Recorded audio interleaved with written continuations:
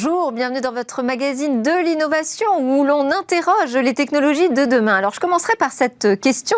L'hydrogène vert est-il l'énergie du futur? Ce sera le sujet de mon interview avec Philippe Betterotière dont le groupe vient d'investir dans cette solution. Ensuite, au cœur de cette émission, nous parlerons d'ergonomie. Ordinateur, clavier, écran, souris. Utilisés intensément et peut-être mal conçus, peuvent être la source de nombreuses douleurs, voire blessures. Alors j'ai convié un kinésithérapeute, un constructeur informatique et un expert de la santé au travail pour nous délivrer leurs conseils. Et puis nous retrouvons notre rendez-vous avec le coach Startup et lui nous parlera de sa méthode pour réussir les recrutements. Avant de conclure par une innovation qui pourrait nous aider à mieux dormir demain. Mais d'abord, donc, place à l'interview. Bonjour Philippe Betterotière, pardon, j'ai peut-être mal prononcé votre nom dans le sommaire. Vous êtes PDG de GTT pour Gas Transport and Technigaz, c'est ça? C'est ça. C'est un groupe d'ingénierie navale qui est spécialisé dans le transport et le stockage du gaz naturel liquéfié. Et donc, je disais, votre entreprise vient a décidé d'investir dans l'hydrogène vert. On va peut-être rappeler déjà ce qu'on appelle l'hydrogène vert. Alors l'hydrogène vert, c'est l'hydrogène qui est produit à partir d'électricité verte, c'est-à-dire l'électricité des éoliennes, l'électricité des panneaux solaires. Voilà, c'est ça. Décarboné, renouvelable. Alors pourquoi pensez-vous que cet hydrogène vert sera l'énergie du futur ? Il est clair qu'aujourd'hui, il faut absolument réduire nos émissions de CO2 et le développement extrêmement rapide des éoliennes, de l'électricité verte en général, nous montre que nous avons un potentiel là de génération d'hydrogène extrêmement important. Le problème de ces électricités, c'est qu'elle est intermittente. Donc, un bon moyen de pallier cette intermittence, c'est de transformer cette électricité quand le réseau n'en a pas vraiment besoin, que vous avez du vent et que vous avez du soleil, de la transformer en hydrogène. Et à partir de ce moment-là, vous pouvez la stocker et vous en servir au moment où vous n'avez pas de vent ou de soleil pour produire de l'électricité. Et cet hydrogène vert sera l'énergie du futur, qu'importe le secteur ? Alors aujourd'hui, tous les secteurs semblent être extrêmement intéressés par l'hydrogène. Alors, en tant qu'acteur de l'hydrogène, ça nous fascine. Je pense que tout ça va prendre beaucoup de temps quand même. Il faudrait des productions énormes d'électricité verte pour pouvoir produire l'hydrogène vert pour satisfaire l'ensemble de ses besoins. Mais on voit c'est un problème de stockage alors, plutôt que d'un problème de disponibilité, parce que du vent et du soleil, on en a sur Terre. On en a, mais c'est quand même un problème d'investissement, parce qu'il faut beaucoup d'éoliennes, il faut beaucoup de centrales solaires, et puis derrière, il faut beaucoup d'électrolyseurs de très grande capacité pour produire toute cette hydrogène. Et dont le bilan carbone, d'ailleurs, est souvent discuté. Alors souvent discuté sur les éoliennes, surtout sur les centrales solaires. Sur les électrolyseurs, non, pas aujourd'hui. Autant l'hydrogène que l'on utilise aujourd'hui est un hydrogène qui produit énormément de CO2. Il faut voir qu'aujourd'hui, pour une tonne d'hydrogène, on produit 7 tonnes de CO2. Et donc, il faut absolument remplacer cet hydrogène gris qui existe aujourd'hui par un hydrogène vert. Donc là, il y a un marché évident. Mais on discute comme toujours. Il y a des débats sur l'électricité renouvelable. Et effectivement, il y a quelques questions sur les panneaux solaires en particulier. Alors, pour vous lancer, vous avez fait l'acquisition d'une société, Areva H de Gênes. Pourquoi ? Parce que la fabrication d'électrolyseurs requiert un savoir-faire très particulier et complexe ? Oui, c'est très technologique en fait, en particulier les électrolyseurs, la technologie que nous utilisons qui est plutôt plus efficace que les autres et surtout plus propre. Cette technologie est extrêmement sensible. Et en fait, le métier de GTT, c'est de pouvoir développer des technologies très, très sensibles. C'est ce que nous avons fait sur les technologies de cuve pour le GNL, au point qu'aujourd'hui, nous sommes l'acteur... GNL, gaz naturel liquéfié. Voilà. À moins 163 degrés, c'est très froid, il faut le garder à cette température. Et alors, expliquez-nous comment le schéma de fonctionnement des électrolyseurs. En un mot, eh bien, écoutez, vous faites passer un champ électrique extrêmement fort dans une structure métallique et ce champ, elle est avec de l'eau, une eau très pure, et ce champ électrique permet de dissocier les atomes d'hydrogène et les atomes d'oxygène qui forment l'eau, H2O, et donc vous pouvez récupérer l'hydrogène en se faisant sous forme gazeuse, et puis vous le compressez et vous avez de l'hydrogène gazeux que vous pouvez stocker. Dans des bonbonnes ? Dans des bonbonnes. Et alors, quelle est la complexité technologique ? Parce que là, comme vous le racontez, on se dit, bon, ça ne doit pas être justement si rare de trouver des entreprises capables de faire ça. Non, c'est assez compliqué, c'est très compliqué même. Et surtout, ce qui est très compliqué... Parce que c'est dangereux ? C'est la dangerosité ? C'est éventuellement dangereux, mais ça se maîtrise. C'est surtout obtenir l'efficacité qui va bien. Et pour arriver à cette efficacité, eh bien, il faut répondre à toute une série de problèmes techniques, d'enjeux, de l'efficacité, c'est un problème de coût ? Problème de coût, exactement. Pouvoir sortir cet hydrogène à un coût très intéressant. Donc, il faut que votre électrolyseur soit très performant. Et donc là, il faut que vous répondiez à beaucoup de défis techniques. Et alors, pour votre activité plus particulièrement, donc vous êtes dans l'industrie navale, comment vous imaginez l'utilisation de cet hydrogène vert ? Alors, on peut imaginer que des bateaux vont utiliser l'hydrogène, aujourd'hui sous forme gazeuse. Faire une propulsion uniquement à l'hydrogène. Propulsion à l'hydrogène. Il commence à y avoir des projets de bateaux qui sont propulsés à l'hydrogène. On peut imaginer ça près des côtes, parce que l'hydrogène, en fait, a la particularité de prendre beaucoup de volume. Donc, un bateau, c'est fait pour transporter des marchandises ou des personnes. Il ne faut pas que le carburant prenne trop de place. Et donc, eh bien, il faut que le réservoir reste petit, donc c'est pour des petits trajets. Ça, on peut assez bien l'imaginer. Pour les bateaux de haute mer, pour l'instant, on ne voit pas vraiment quelle est la solution. Il faudrait qu'on liquéfie cet hydrogène, c'est-à-dire qu'on descende à moins 250 degrés. On est très près du zéro absolu. C'est extrêmement froid. C'est quelque chose de très, très compliqué. Donc, on ne voit pas ça de sitôt. Au passage, c'est-à-dire, vous imaginez quoi comme échéance ? C'est une dizaine d'années ? Non. C'est la deuxième moitié du XXIe siècle. Ok. Et aujourd'hui, il y a un véhicule en France qui fonctionne à l'hydrogène liquide. C'est la fusée Ariane. Donc ça vous donne l'idée de la complexité de ces technologies. Les Américains ont l'habitude d'utiliser le terme rocket science, et c'est exactement ça, c'est la science des fusées. Et donc pour faire partir des bateaux au jour le jour, en haute mer, avec des réservoirs d'hydrogène liquide, ça va demander un peu de temps. Et vous, votre spécialité, c'est justement le gaz naturel liquéfié. Oui. Alors, on est un peu moins froid, on est à moins 163 degrés. On connaît, mais descendre 100 degrés et plus bas, c'est une autre dimension technique. Et puis, l'hydrogène en lui-même a des problématiques particulières. Il est extrêmement volatile. Donc, il faut pouvoir appréhender ça. On va travailler là-dessus. On travaille là-dessus, d'ailleurs. Mais il va nous falloir quelques temps avant de pouvoir espérer que les bateaux de haute mer vont pouvoir fonctionner à l'hydrogène liquide. La principale explication alors au fait qu'on mette autant de temps à trouver des énergies alternatives aux énergies carbonées, c'est le coût aujourd'hui. C'est le coût, c'est la recherche et le développement. Oui, le coût, il faut voir qu'il y a, si je vous parle d'hydrogène ou de nouveaux carburants pour le monde maritime, par exemple, le monde maritime, c'est 2%, 2,5% des émissions de CO2. C'est pas énorme, en fait. C'est autant que la production d'hydrogène gris, l'hydrogène qu'on utilise aujourd'hui. Toute proportion gardée, ça montre que c'est relativement peu. On a d'autres solutions, mais qui peuvent coûter 8 fois ou 10 fois plus cher que ces solutions-là. Et donc, ça veut dire que les marchandises transportées vont coûter plus cher. Ça veut dire aussi qu'éventuellement, le transport maritime, qui finalement est peu émetteur de CO2, va être disrupté par d'autres moyens de transport. Peut-être que le train va permettre de transporter des marchandises. Donc ça pourrait déstabiliser toute une économie. Très déstabilisant, oui. Merci beaucoup Philippe Bertherotière, PDG de GTT. Nous, c'est l'heure de notre débat sur l'ergonomie de nos outils de travail.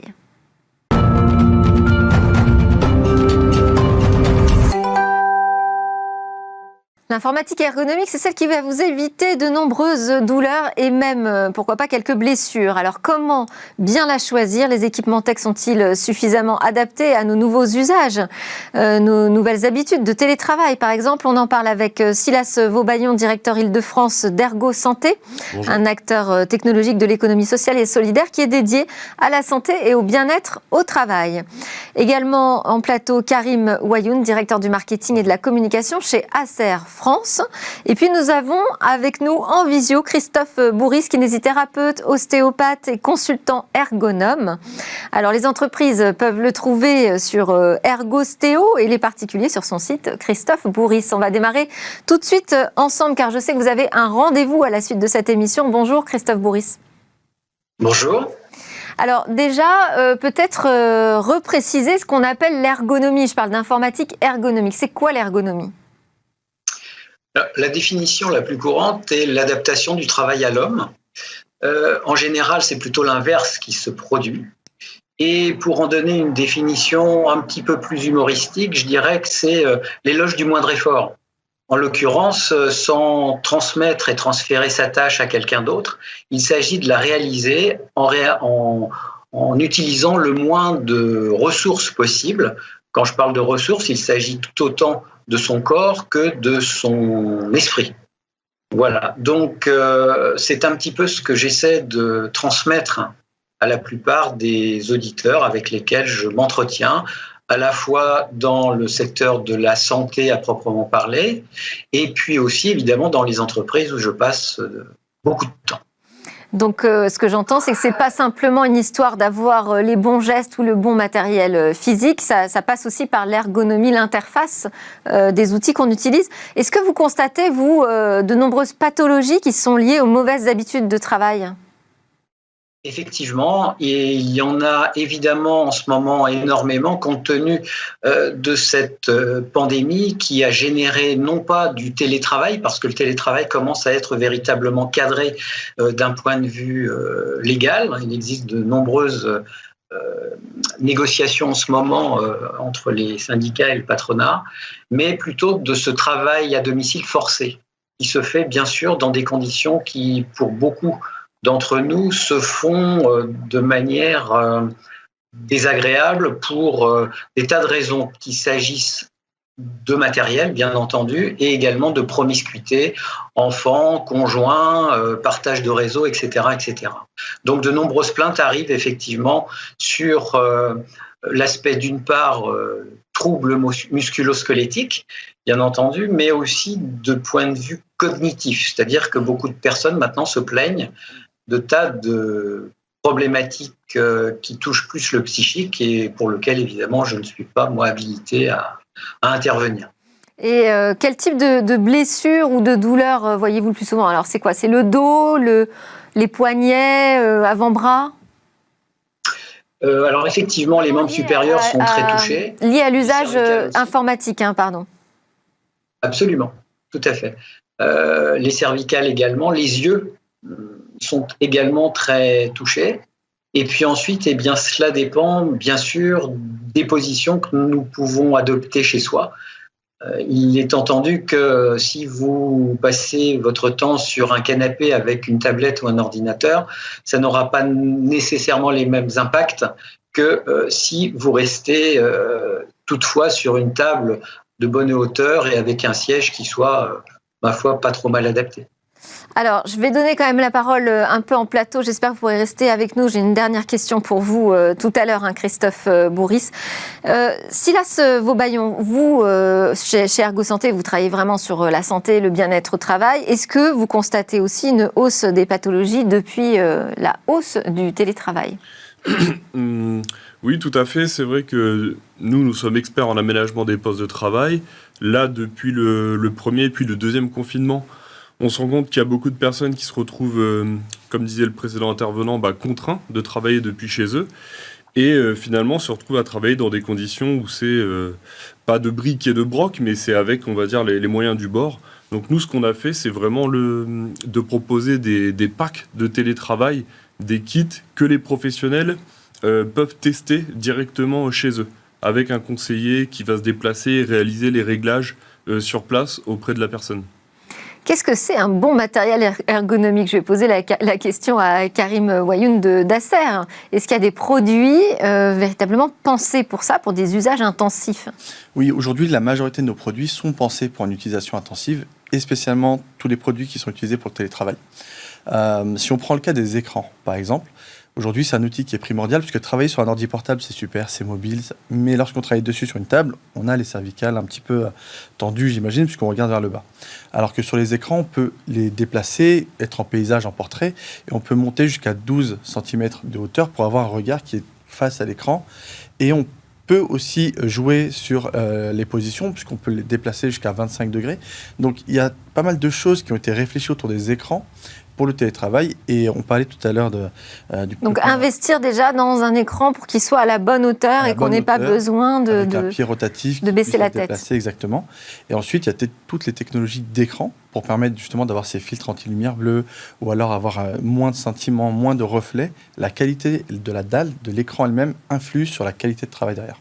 Et ça, c'est indiqué, c'est-à-dire que si je veux choisir un écran, est-ce que j'ai une information précise sur justement ce qui est mis en place contre les fatigues oculaires? Bien sûr, nous, si on prend nos produits, nous avons des technologies comme Comfort View, par exemple, qui est une technologie Acer, qui est directement intégrée sur les boîtes des écrans et sur lesquelles nous, on parle notamment sur les réseaux sociaux pour faire connaître toutes ces technologies-là. Mais c'est vrai que l'utilisateur n'est pas forcément au courant de toutes les technologies qui sont directement intégrées dans l'écran. On essaye de le faire savoir le plus possible. On travaille aussi avec des distributeurs pour leur permettre de comprendre quel est le meilleur usage du produit, comment l'utiliser pour qu'ils puissent à leur tour le présenter à leur tour. Si on travaille avec des lunettes, par exemple, est-ce que ça change le type d'écran que l'on doit choisir? Non, pas du tout. Non. Là, en termes d'écran, n'importe quel écran conviendra. Les technologies qui sont intégrées dans les dalles d'écran ne sont pas incompatibles avec telle ou telle monture de lunettes, enfin telle lunette. Et à quoi reconnaît-on l'ergonomie d'un clavier ou d'une souris? Alors, les claviers souris, c'est assez intéressant, puisque si on prend la souris, c'est l'extension de la main, du geste, on n'a pas tous la même manière de prendre en main une souris. Et une souris, c'est un peu comme une chaussure. Il faut vraiment l'essayer avant de l'acheter. C'est extrêmement important, puisque vous allez avoir... Très compliqué quand on achète tout à distance en ce moment. Ouais. Bien sûr. L'idéal, ce serait de voir comment est-ce qu'on tient sa souris de manière naturelle, puisqu'il y a on appelle la prise araignée du bout des doigts. D'autres qui vont poser la paume entièrement, d'autres qui vont avoir un mélange entre la paume et les doigts. Et en fonction de cette prise en main, on va pouvoir définir quel type de souris on va prendre. C'est pour ça qu'on a des souris, certaines sont très plates, d'autres sont un petit peu bombées. C'est justement pour s'adapter à la prise en main que l'on a, nous, d'habitude. Parce qu'il faut contrarier cette prise en main ou au contraire l'accompagner? Non, l'accompagner. Non, c'est extrêmement important de l'accompagner. Et c'est d'ailleurs pour ça que deux personnes différentes vont dire « Ah, moi j'adore cette souris, je la trouve très bien ». Et un autre va me dire « Non, j'aime pas du tout la manière dont je la prends en main ». Et ensuite, sur certaines souris, on va même jusqu'à adapter le poids de la souris avec des petits poids de 2 grammes, 5 grammes que l'on va ajouter ou pas à la souris pour la lester ou pas. Et pour les claviers alors? Et pour les claviers, aujourd'hui, on recommande beaucoup les claviers mécaniques, qui sont très agréables à l'utilisation. Donc avec des touches assez hautes finalement? Assez hautes, mais on a dedans ce qu'on appelle des switches qui vont jouer sur la profondeur d'écriture et aussi sur la résistance, ce qui va permettre d'avoir une frappe plus agréable ou non, selon, quand je dis pas agréable, c'est vraiment en fonction de l'utilisateur, celui qui va avoir son propre ressenti. Et ensuite, les claviers sont aussi, ont aussi un angle d'utilisation, très souvent à peu près 5 degrés, pour justement il y a un confort à l'utilisation et lorsque l'on tape dessus. Ouais, quand je me demandais à quoi ça ressemble, c'est que souvent, j'ai l'impression que tout ce qui est ergonomique est un peu laid quand même. Parce que vous nous vendez des ultra portables très fins, magnifiques, tout petits, légers. Mais alors, on est à l'opposé de ce qui est recommandé par un kiné, j'imagine. Alors, on demandera justement. Si on prend les ordinateurs ultra fins, ultra légers, justement, le but, c'est de les avoir très très mobiles et que le poids ne se fasse quasiment pas sentir dans un sac à dos ou dans un sac à main. Donc lorsqu'on a des ordinateurs comme le Swift qui fait par exemple 935 grammes, c'est extrêmement léger. Très souvent quand on le présente, on dit non, c'est pas un vrai, alors que si.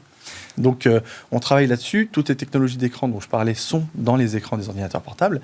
Et après, vous allez avoir des modèles comme celui que j'ai amené avec moi qui sont des modèles que l'on peut adapter toute forme d'usage, pour de la lecture, pour du travail, pour de la prise de notes. Donc on va être sur des modèles qui vont justement s'adapter à l'utilisation. Mais l'idéal, Néanmoins, lorsque nous parlons à nos utilisateurs pour le télétravail, on leur recommande d'avoir un écran à part, dissocié pour travailler de manière plus confortable. Alors Christophe Bourris, avant de nous quitter, est-ce que vous pouvez nous dire ce que vous pensez de ces produits qui sont dits ergonomiques ? Bien, écoutez, a priori, j'en pense du bien puisque je m'en sers également, moi, de nombreuses années. Maintenant, ce qu'il faut savoir, c'est que j'abonde sur un certain nombre de points qui ont été évoqués, à savoir que il y a une adaptabilité nécessaire, c'est-à-dire que rien ne peut être systématisable en ce qui concerne le matériel ergonomique. Collègue parlait des souris et effectivement, une souris, tout comme un clavier ainsi qu'un ordinateur, écran, etc., doivent être véritablement adaptés. Et ce qu'il faut savoir, et on y pense rarement, c'est que nous avons tous et toutes besoin de confort qui peuvent être différents en fonction de la journée. Ce qui veut dire qu'il est nécessaire d'alterner, de séquencer, puisque le fractionnement va être aussi un moyen de se soulager et de s'économiser. Et puis pour conclure, je dirais qu'en plus, il faut de mon point de vue un minimalisme. C'est-à-dire que les bureaux qui sont encombrés à la fois dessus et dessous sont des contraintes physiques totalement implicites dont on n'a absolument pas confiance. Mais je vous incite à regarder vous-même autour des tables que vous utilisez. Et très souvent, il y a une poubelle, un smartphone qui risque de vous contraindre pendant toute une journée si vous êtes stressé. Tout à fait. Merci beaucoup Christophe Bourris, kinésithérapeute, ostéopathe et consultant ergonome pour ses conseils dans Smartech. Je vous redonne la parole, Silas Vaubaillon. Qu'en est-il de la qualité des équipements en matière d'ergonomie en France, en Europe ? Est-ce qu'on est sur une bonne tendance ? On peut constater, on va dire, un delta entre les équipements en France et je pense surtout culturellement les pays d'Europe du Nord. On parlait des accessoires du poste de travail. On peut également parler, on va dire, des sièges de bureau et des bureaux. Ce qui est important, on va dire, pour prévenir les troubles musculo-squelettiques, que ce soit en entreprise, au bureau ou lorsque l'on travaille en télétravail, c'est simplement de conserver du mouvement, de pouvoir avoir de la mobilité. Et c'est vrai que par rapport à ça, on est, entre guillemets, pas tous égaux, on n'a pas tous les mêmes niveaux d'équipement, mais on se rend bien compte que, de par, on va dire, cette crise sanitaire et cette situation inédite, il y a beaucoup de décideurs, d'employeurs qui cherchent vraiment à s'équiper avec du matériel plus qualitatif que par le passé. Vous voyez arriver vraiment des gens qui ont des problèmes importants de santé, qui sont liés à ces équipements mal choisis ? Oui, c'est vrai que c'est ce qu'on disait tout à l'heure. Pour deux individus, de la même façon qu'on va être à l'aise avec un modèle de souris, on va être plus à l'aise avec un modèle de siège.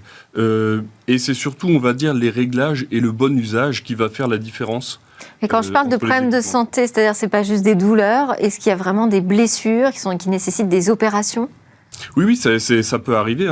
On va dire si vous n'êtes pas très bien équipé ou si vous passez la journée en télétravail sur, je sais pas, un tabouret, une chaise haute de cuisine, après, à force, à terme, ça peut être des problématiques de santé, on va dire, plus importantes. Donc c'est important d'être vigilant et d'être bien équipé quand on travaille depuis chez soi. Et pourquoi cette différence entre la France, l'Europe du Nord ? A priori, les constructeurs sont internationaux. Je pense qu'il y a une part culturelle et après c'est aussi des budgets alloués et on se rend compte que investir dans l'humain c'est un investissement productif finalement pour l'entreprise. Oui. Et de votre côté, en termes d'achat au niveau mondial, vous voyez des différences sur les types de produits vendus en France ? Est-ce qu'on est moins précautionneux sur l'ergonomie ? Alors non, là-dessus, non, on propose vraiment tout le catalogue et tous les produits. Oui, mais les acheteurs, est-ce qu'ils viennent chercher ces produits-là ? Les acheteurs, alors ça va dépendre. Très souvent, si on se parle entreprise, oui, les entreprises, généralement, lorsqu'elles vont choisir des produits, vont justement se poser ces questions d'ergonomie pour leurs salariés. Et ça revient très souvent sur la table de ce côté-là. Si on prend le grand public, malheureusement, très souvent, c'est la notion de prix qui va être prioritaire.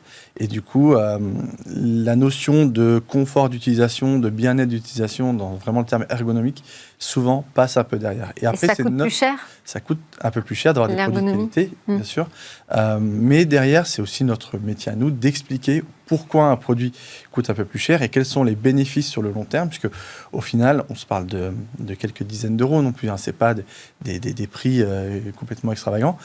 Mais derrière, il y a aussi cette mécanique de se dire, j'ai 2 ordinateurs avec les mêmes composants. Celui-ci est un peu moins cher. Finalement, c'est les mêmes. Alors que le poids, les technologies d'écran qui sont invisibles font qu'il y a une différence à l'utilisation. Et au niveau des matériaux, est-ce qu'il y a aussi des choses qui font la différence? Bien sûr, je parlais du Swift 5 tout à l'heure qui fait 965 grammes. C'est rendu possible parce qu'on n'utilise pas de l'aluminium ou autre, on utilise du magnésium-lithium qui est un nouvel alliage, très résistant mais très léger. Et c'est comme ça qu'on arrive à atteindre ce type de poids. Et en termes de résistance aussi, par exemple sur les trackpads, est-ce que vous travaillez là-dessus? Oui, bien. En fait, tous les ordinateurs, avant d'être lancés sur le marché, subissent des batteries de test. Donc il y a des machines qui sont là pour les ouvrir et les fermer des milliers de fois. Il y en a d'autres qui les font tomber des milliers de fois. Donc on s'assure vraiment de la qualité au final pour que lorsque l'utilisateur chez lui a un ordinateur, une souris, un clavier ou un écran, puisse les utiliser pendant des années et des années. Est-ce que la médecine du travail prend en compte ces problématiques d'ergonomie? Est-ce qu'on fait de la bonne prévention en France là-dessus? Alors, la médecine du travail va prendre en charge lorsque, on va dire, il y a une action de prévention qui est menée, on va dire en concertation avec l'employeur, ou lorsqu'il y a un aménagement de poste pour une personne qui est déjà en situation de handicap. Après, c'est, on va dire, à la responsabilité de l'employeur de mener les actions au sein de son entreprise. Par rapport à ce que disait monsieur, ce qui est intéressant, c'est que on peut aujourd'hui, dans ce que nous on propose au sein d'Ergo Santé, tester du matériel à son poste de travail à travers des prêts qui vont être non engageants. Et comment ça se passe? C'est l'entreprise qui vient vous voir et qui passe commande pour des prêts? Tout à fait. C'est les employeurs qui nous contactent et on fixe... Ça peut être un comité d'entreprise aussi, j'imagine? Ça peut être un comité d'entreprise, ça peut être souvent un service achat, une mission handicap, un service dédié. Et en fait, nous, on intervient, on va dire, à la demande de ce prescripteur. Et ce que l'on va chercher à mettre en place, c'est aussi une approche individualisée, pas dupliquée, on va dire, par dizaines, par centaines, par milliers des postes, des équipements, mais essayer de faire en sorte de proposer la solution qui va être vraiment la plus adaptée pour l'utilisateur. Alors, si on pouvait redonner des grandes lignes de recommandations pour être vraiment dans la prévention. Donc, on a parlé de la hauteur de l'écran, on a parlé de l'inclinaison du clavier, de la souris, bien vérifier comment on a l'habitude de la tenir. Qu'est-ce qu'il y a d'autre encore comme recommandation importante? Le poids de la machine, et aussi si on est amené à se déplacer assez souvent, et l'écran. Oui, la qualité de l'écran. Et les technologies, que ce soit les filtres de lumière bleue, les technologies de scintillement, de dalles anti-reflets, etc. C'est extrêmement important parce qu'on finalement on passe... Et sur l'assise? Sur l'assise, je pense que c'est conserver du mouvement. Le fait d'avoir un siège qui propose différents... Donc à roulette plutôt? Ouais, des roulettes et également un mécanisme de bascule, pouvoir réajuster son dossier durant la journée. Des accoudoirs ou pas? Les accoudoirs, moi je suis grand fan des accoudoirs, c'est quand même plus pratique, plus confortable. Je vais vous dire le problème de l'accoudoir. Dites-moi. C'est qu'il passe pas sous la table. Quand on veut vraiment être proche, on est obligé de sortir du dossier. En fait. Bon, écoutez, on n'a pas d'accoudoir, donc je vais pas pouvoir faire la démo. Non, c'est bien ici. Mais honnêtement, si, c'est très pratique. L'astuce, on va dire, c'est vraiment de s'avancer au maximum du poste de travail. Oui, mais alors du coup, l'accoudoir, il passe au-dessus du bureau. Réglables, on peut les faire passer au-dessus. Hein. L'accoudoir est réglable en hauteur. Oui. Justement, on propose aussi des sièges alors qui ne sont pas vraiment dans le domaine ergonomique santé, mais plus du côté gaming. Alors, vous faites une transition extraordinaire. J'allais vous poser cette question. Est-ce que finalement, les grands gagnants, ce ne sont pas les gamers qui ont les produits les plus ergonomiques? Alors, depuis des années, les produits gaming, justement, ont une attention particulière, puisqu'on sait que les joueurs passent des heures et des heures devant leur PC. Mais surtout, aujourd'hui, l'univers gaming s'est professionnalisé. Et il y a aujourd'hui des équipes e-sport un peu partout dans le monde. Et justement, elles ont très souvent des kinés qui suivent les joueurs, qui leur massent les poignets, qui leur massent les cervicales. Donc il y a déjà une attention particulière dans cet univers-là. Et oui, les produits, depuis déjà une quinzaine d'années, justement, ont cette réflexion d'ergonomie pour être utilisés de manière intensive. Est-ce que c'est une tendance que de voir ces produits se généraliser dans le grand public ? Oui, puisque si on prend par exemple les fauteuils gaming, qui à la base étaient réservés à une niche, vraiment de joueurs, on voit qu'aujourd'hui, beaucoup de ces fauteuils sont utilisés dans le monde professionnel et aussi par des utilisateurs chez eux qui n'ont pas de fauteuil ergonomique, mais qui du coup vont prendre un fauteuil gaming parce qu'il est adapté, il a des coussins de renfort, les poignées, le dosseret est amovible, enfin vraiment... Alors là, il y a un vrai défi sur le design après, parce que on parle du monde du télétravail, pour que ça rentre dans un foyer, que ça puisse être élégant dans le cadre personnel, il y a du boulot. Alors les fauteuils gaming, je ne dirais pas qu'ils sont élégants, ils sont souvent assez massifs. C'est plutôt masculin aussi, dans le choix des couleurs. C'est vrai, mais vous avez de plus en plus de choix, vous pouvez les customiser vous-même à la commande, et du coup, vous avez de plus en plus de choix. Mais oui, c'est quand même assez massif. L'assise est quand même assez énorme, le dosseret est assez énorme, mais ça remplit bien sa fonction d'avoir une assise confortable et d'être à l'aise dessus. Mais ça, il y a des designers qui font de très beaux fauteuils dans les salons, et donc on pourrait s'en inspirer. Il y a un autre secteur qui peut faire progresser énormément l'ergonomie, c'est le handicap. Tout à fait. Donc nous, on va dire, on propose pas des fauteuils gaming. Néanmoins, on dispose d'un très bel outil dans le sud de la France, qui est une entreprise adaptée, au sein de laquelle on Qu'est-ce que ça veut dire, une entreprise adaptée ? Alors, c'est une entreprise qui a plus de 80% des salariés en situation de handicap. Donc c'est un vrai défi par rapport aux enjeux humains en termes de management. Mais dans cette structure, aujourd'hui, on fabrique jusqu'à 5000 sièges ergonomiques par an. Et en fin de compte, l'idée, c'est de un petit peu essayer de boucler la boucle, de proposer, on va dire, des sièges à destination des personnes en situation de handicap, fabriqués par des personnes elles-mêmes handicapées. Et qu'est-ce qu'il y a comme type de produit aujourd'hui qui manque sur le marché ? Est-ce qu'il y a encore des points faibles sur ce marché de l'ergonomie ? Nous, dans ce qu'on peut identifier, et si encore une fois on benchmark, on va dire, notre pays par rapport aux pays nordiques, ça serait vraiment par rapport aux bureaux à hauteur variable. On parlait tout à l'heure de l'importance du mouvement et d'avoir des équipements personnalisés aux individus. C'est vrai que je crois que c'est en Suède, on doit être environ à 95% de bureaux ajustables, où on a l'opportunité de travailler debout lors de sa journée de travail. C'est intéressant ça, de travailler debout ? C'est quand même un plus, parce que ça permet de relâcher, on va dire, au niveau du dos, au niveau de la colonne, et de prévenir des troubles musculo-squelettiques. D'accord. Donc avoir ces bureaux, comme on le voit dans des cabinets d'architectes, en fait, qu'on peut passer en mode debout ou assis, c'est ça. Ça, ce serait une vraie valeur ajoutée sur le marché. C'est un vrai plus. C'est un vrai plus. Et la tendance, c'est que ça se démocratise quand même de plus en plus. Dans les bureaux, je vois chez mes clients, il y a beaucoup on va dire, de plus en plus de professionnels qui vont s'équiper avec ce genre d'équipement. Sur le marché français, depuis un an et demi, on trouve ce type de bureau disponible pour le grand public. Et sur quoi travaillent les constructeurs informatiques alors ? C'est quoi la prochaine étape de l'ergonomie ? Alors, les écrans. Il y a énormément de R&D qui est justement mis sur les technologies d'écran. Et l'amélioration. C'est la fatigue oculaire vraiment aujourd'hui qui pose le plus de problèmes, le temps passé sur les écrans. Oui, complètement. Donc il y a énormément de travail qui est fait dessus. Et ensuite, on va avoir toutes les technologies de silence aussi sur les ordinateurs. On n'en a pas vraiment beaucoup parlé, mais il y a tout un effort qui est fait sur le refroidissement des ordinateurs pour que justement on évite d'avoir du bruit, parce qu'un ventilateur qui tourne à fond, au bout d'un moment, ça peut être une soufflerie. Et dans un bureau avec 40, 50, 60 employés, ça peut vite faire du bruit et devenir gênant. Donc on travaille beaucoup dessus pour ne pas dépasser les 40 décibels de nuisance sonore, ce qui est vraiment très bas sur un ordinateur. Et bien sûr, les périphériques, les souris, les claviers sur lesquels on travaille. Et les casques aussi ? Et les casques aussi, oui, on n'en a pas parlé, c'est vrai, mais d'avoir des casques qui soient légers, agréables à utiliser, avec une qualité sonore importante, c'est recommandé de travailler avec un casque ? Oui, il y a des casques aussi qui vont prévenir, on va dire, des bruits auxiliaires. Donc ça peut être un plus, Merci beaucoup pour vos conseils. Silas Vaubaillon, directeur de l'agence Ergo Santé Île-de-France, et Karim Ouayoun, directeur du marketing et de la communication chez Acer France. Nous, juste après la pause, on a rendez-vous avec un autre coach. C'est un coach start-up.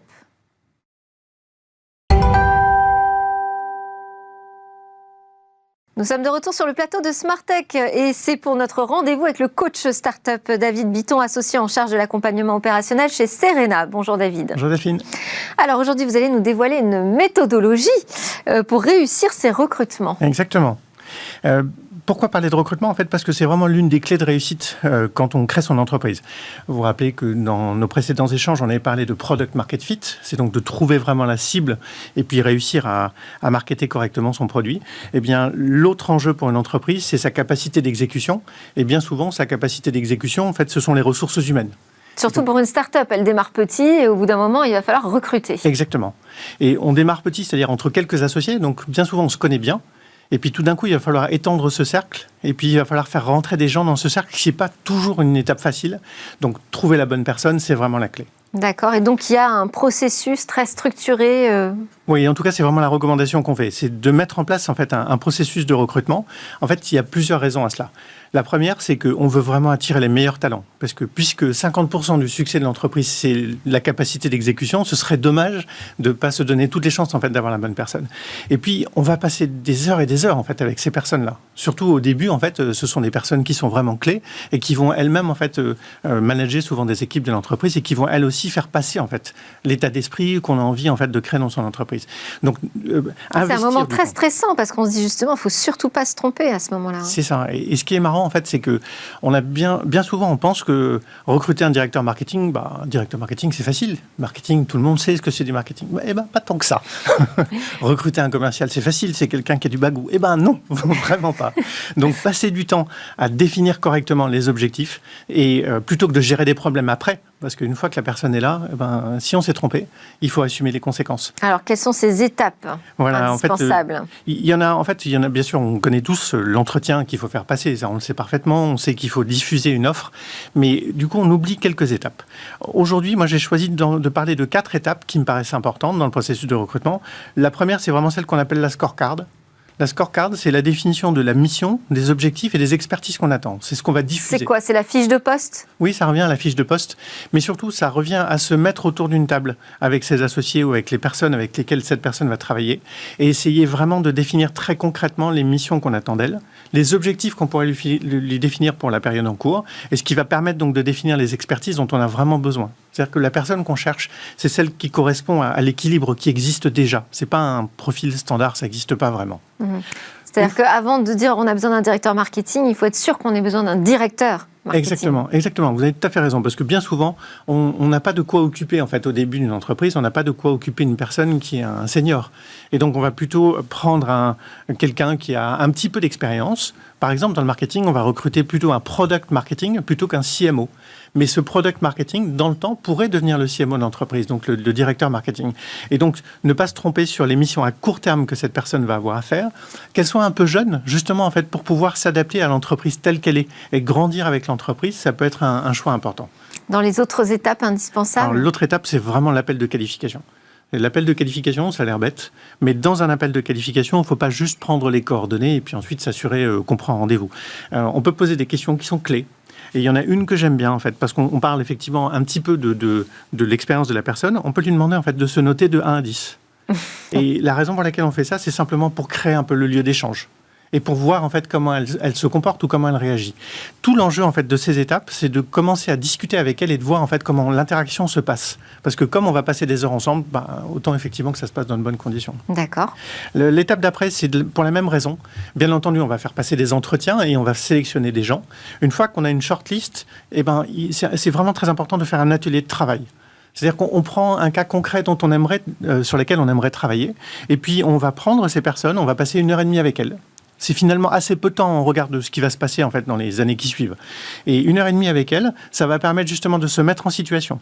Ça va permettre de voir en fait comment, en cas de contradiction, en fait, les deux se comportent. Ça va permettre de voir si l'expertise en fait est vraiment là et si on sent qu'elle apporte quelque chose en fait dont on a vraiment besoin. Bref, plus on rentre dans le concret, mieux on se porte. Ça vaut le coup d'investir un peu de temps au début. Ah oui, complètement. Et pour les mêmes raisons, en fait, demander des références. Ça aussi. Parfois, on se dit... Ça, c'est la dernière étape ? Oui, c'est vraiment la dernière étape du processus de recrutement. Avant de faire l'offre, il faut bien entendu demander en fait des références. Il faut contacter en fait le boss précédent. Il faut demander quelles étaient les responsabilités, les forces et faiblesses en fait de collaborateurs, parce que ça va permettre de réagir avec ce qu'on aura entendu et de s'assurer effectivement qu'il n'y a pas d'ambiguïté.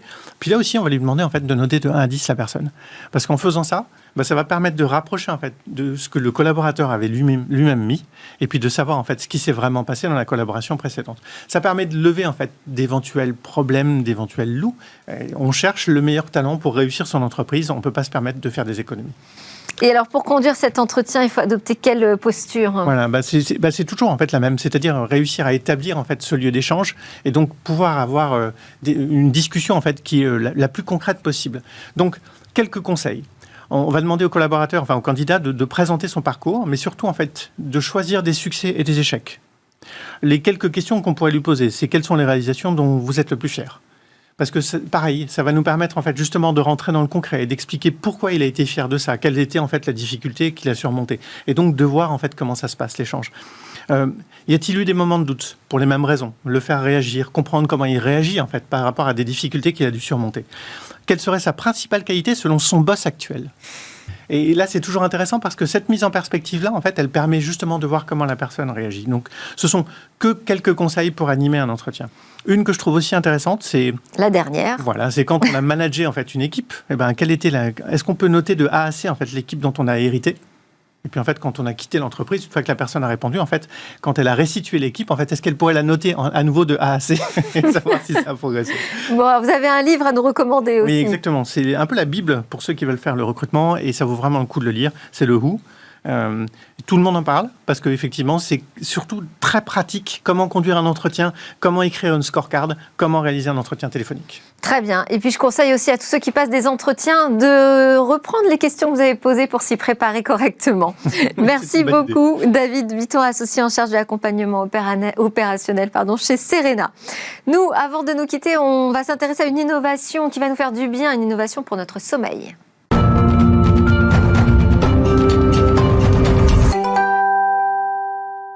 À quoi ressemblera demain ? Alors, on va avoir encore une nouvelle piste avec les réponses de Cécilia Sévry. Bonjour Cécilia. Bonjour. Aujourd'hui, votre trouvaille tient dans un boîtier. Oui, je vous présente un boîtier qui va peut-être nous aider tous à mieux dormir. Il s'agit de eLight Sleep. En fait, c'est une société française qui a mis, encore une fois, qui a mis au point cette technologie qui utilise la lumière rouge. Il faut savoir que la lumière rouge, contrairement à la lumière bleue, est très bénéfique pour la santé. C'est pour ça que j'ai mis un pull rouge. Exactement, et vous avez bien fait. Vous avez bien fait en l'honneur de cette innovation française. En fait, utiliser la lumière, c'est une pratique qui porte un nom, figurez-vous, ça s'appelle la photobiomodulation. C'est l'action de la lumière sur les organismes vivants. Et la lumière rouge en particulier a un véritable effet sur nos cellules, précisément. Pour en faire bénéficier tout le monde de l'effet de la lumière rouge sur notre corps, la start-up eLight a créé donc un boîtier à l'intérieur duquel elle a placé une LED, mais pas n'importe quelle LED. Elle a développé spécialement cette LED pour cette technologie. Elle émet une lumière rouge à une fréquence précise de 630 nanomètres. Uniquement, c'est la même longueur d'onde en fait que la lumière du soleil lorsqu'il se couche. Et comment réagit le corps à cette lumière ? Alors en fait, toutes nos cellules sont dotées de récepteurs de lumière. Et cette lumière, cette longueur d'onde en particulier, envoie un signal très bénéfique à nos cellules. Concrètement, elle va permettre de réduire le stress et de favoriser les conditions d'endormissement. En fait, il agit comme un véritable cocon pour nos cellules qui vont pouvoir, elles, de leur côté, sécréter la mélatonine de l'endormissement, alors que la lumière bleue, au contraire, va ralentir, voire même stopper la sécrétion de cette mélatonine. Et s'ils ont choisi, les concepteurs de ce boîtier, la même longueur d'onde que la lumière du coucher du soleil, ce n'est pas pour rien. C'est parce que cette longueur d'onde, c'est le signal universel de l'endormissement. Alors, nous sommes faits biologiquement pour suivre un cycle de 24 heures. Alors, évidemment, nos rythmes de vie aujourd'hui sont bouleversés, mais à l'origine, notre corps a appris à dormir au coucher du soleil et à se réveiller au lever du soleil. Aujourd'hui, c'est un petit peu différent, quoique ça dépend des jours quand même. C'est pour ça que nos cellules, en fait, commencent déjà à produire de la mélatonine en début de soirée. au moment où le soleil va commencer à se coucher. Et c'est aussi pour ça qu'elles sont si réceptives donc à cette lumière rouge en particulier. Dites-nous, Cécilia, comment utilise-t-on ce boîtier? Alors, on pose ce petit boîtier à côté de notre table de nuit. Il est petit pour aller sur toutes les tables de nuit du monde. Il est destiné à tous les âges, donc il est simple d'utilisation. Il suffit d'appuyer sur un seul bouton, le bouton Start. La lumière rouge va s'allumer et là, ça marche en un cycle divisé en 2 parties. Les 14 premières minutes, la lumière est diffusée et les 14 minutes suivantes, elle s'estompe petit à petit pour finir par s'éteindre toute seule. Pas besoin de se réveiller pour l'éteindre. Et donc, si tout va bien, en 28 minutes, on aura réussi à trouver le sommeil, un sommeil de qualité si on en croit les premiers retours clients pour l'instant. Tous âges, c'est-à-dire que même pour le nourrisson? Même pour les nourrissons, oui, effectivement. Alors, évidemment, ça ne va pas tout à coup faire ses nuits au bébé, soyons réalistes. Le but ici, en fait, c'est bien d'accompagner la phase d'endormissement pour améliorer la qualité du sommeil à tout âge. De toute façon, cette solution n'a aucune incidence. Elle est sans danger pour le corps. Et puis, c'est une bonne solution aussi pour les enfants plus grands, les ados, qui auront passé la journée devant leurs écrans pour éliminer l'effet néfaste des lumières bleues sur leur corps. Et puis, ça peut créer une bonne ambiance dans la chambre des ados. Vrai. On peut l'acheter dès maintenant, ce boîtier? Oui, il est en vente depuis 2 mois à peu près, dans pas mal de points de vente, de grands distributeurs aussi, et sur le site internet. Et puis pour tomber dans les bras de Morphée, il faudra quand même dépenser 89 €. Petit Papa Noël, si tu nous entends. Merci beaucoup Cécilia. Je vous laisse changer de plateau pour nous présenter le Lab Startup dans quelques instants. Merci à tous de nous avoir suivis. C'est presque la fin donc de Smart Tech. Moi, je vous dis à demain pour de nouvelles discussions sur la tech.